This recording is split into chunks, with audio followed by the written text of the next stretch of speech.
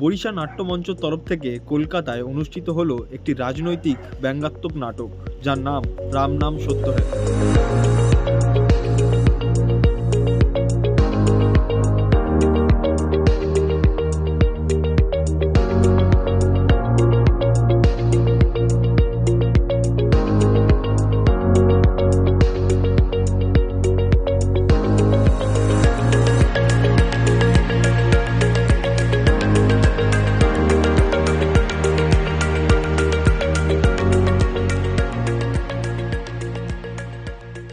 না, ভাবনাটা আসলে অনেক দিনের, এটা তাৎক্ষণিক কোনো ভাবনা নয়।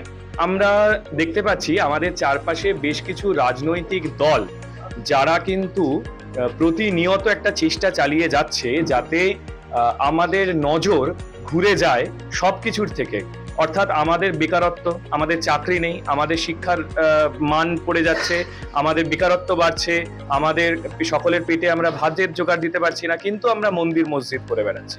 আমি সর্বধর্ম নির্বিশেষে বলতে চাই যে আমার কাছে মন্দিরও প্রিয় না, আমার কাছে মসজিদও প্রিয় না।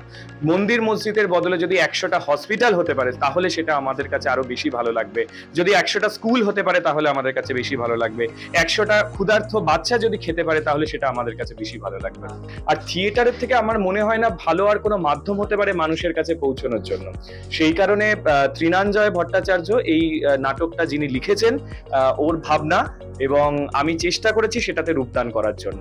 যারা ধর্মীয় বিশ্বাসকে কাজে লাগিয়ে ভোটের বৈতরণী পার করার চেষ্টা করছে তাদের মুখোশ খুলে দেওয়ার জন্যই এই নাটকের আয়োজন, এমনটাই উদ্যোক্তাদের বক্তব্য।